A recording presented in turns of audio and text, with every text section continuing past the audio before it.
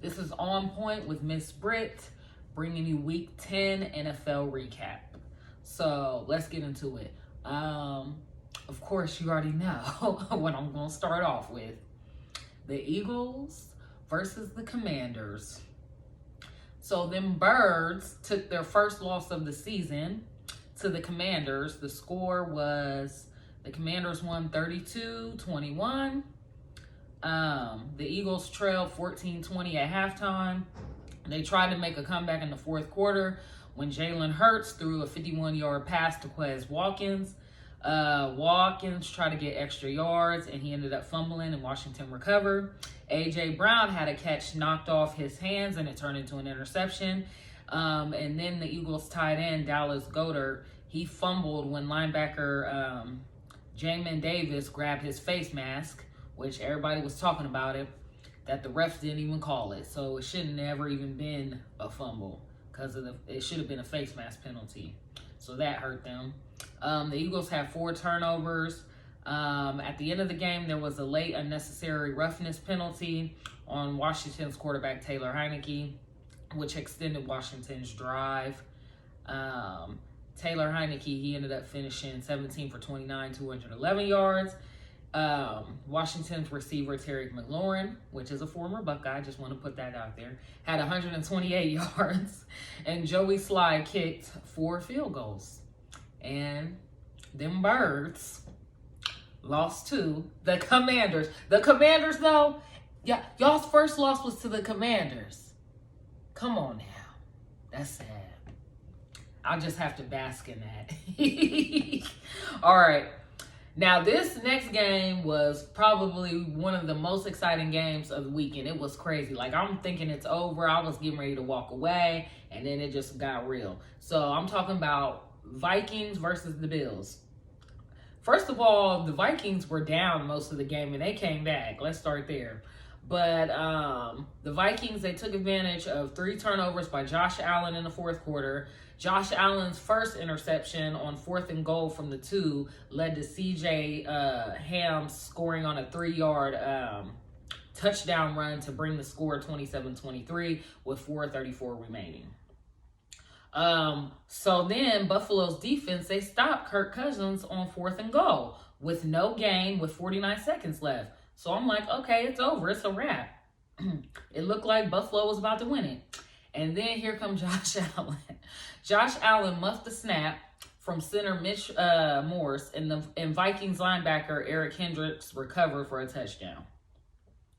Then Buffalo got the ball back, and they kicked a 29-yard field goal with 2 seconds left to tie the game and head into overtime.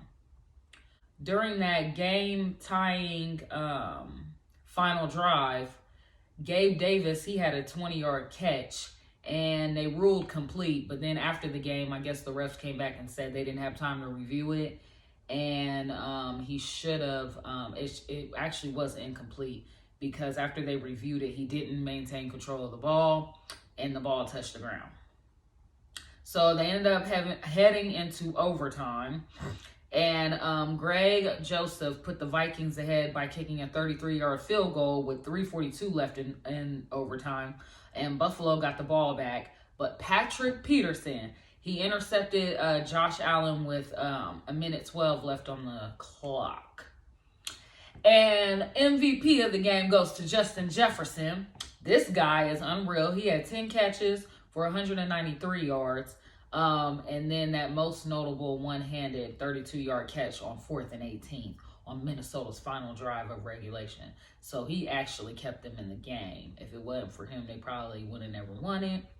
So Vikings won in overtime 33-30.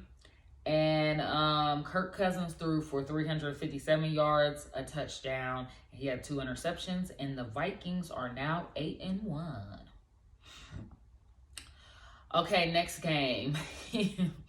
Packers versus Cowboys. All right, so first of all, Green Bay trailed the Cowboys 28-14 in the fourth quarter. Let's start there. Aaron Rodgers threw 3 touchdowns to rookie Christian Watson, And also, Aaron Rodgers led a 55-yard drive in overtime to set up Mason Crosby's 28-yard game-winning field goal. So the Packers won in overtime, 31-28. During overtime, Cowboys head coach Mike McCarthy, which he used to be Green Bay's coach. I know a lot of y'all that watch my videos, you know this, but just in case don't nobody watch it, I have to give that backstory. All right, so McCarthy chose to go for it on 4th and 3 from the Green Bay 35 instead of kicking a field goal and dacking it up, throwing an incomplete pass to Tony Pollard. And you never want to give Aaron Rodgers enough time on the clock because it's a wrap. So the receiver of the game, rookie Christian Watson, finished with 4 catches, 107 yards and 3 touchdowns, and Aaron Rodgers with 14 for 20, 224 yards and 3 touchdowns. All right. Colts versus Raiders. So Colts interim head coach Jeff Saturday, he got his first win. They beat the Raiders 25-20. Matt Ryan, he threw a 35-yard pass to Paris Campbell to give Colts the win. Jonathan Taylor, he rushed for 147 yards, including a 66-yard touchdown. Matt Ryan was 21 for 28, 222 yards, and a touchdown. Now, one of the NFC East teams that did win was my Giants. Versus the Texans, we won 24-16. Saquon Barkley carried a career high of, he had 35 carries, 152 yards, and a touchdown. Daniel Jones was 13 for 17, 197 yards. He had a 9-yard touchdown pass to our tight end, Lawrence Kager, because our starting tight end, Daniel Bellinger, he's still out with that eye injury. And then he also had a 54-yard touchdown pass to Darius Slayton. And our Giants defense forced 2 red zone turnovers in the 4th quarter. So we are 7-2, and we gonna keep on rolling. All right, Buccaneers versus Seahawks. They played in Germany. A Bucs quarterback, Tom Brady, he threw 2 touchdown passes, 1 to Julio Jones and 1 to Chris Godwin. Leonard Fournette, he had 4 carries, 57 yards, and he ran into the end zone for a touchdown. They beat Seattle 21-16, they snapped Seattle's 4-game winning streak. Tom Brady finished 22-29, 258 yards.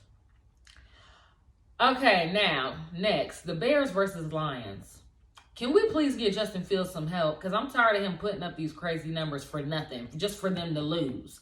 So the Bears lost to the Lions 30-31, and it really pissed me off. So Justin Fields, for one, had 147 rushing yards. He had that long 67-yard touchdown run and then a 1-yard touchdown run. Then he threw for 167 yards and had 2 touchdowns and an interception. Like, that is so ridiculous. And they still lost. It still ain't even enough. He needs some help. The Steelers beat the Saints 20-10. Dolphins dominated the Browns 39-17. And the Bengals had a bye week.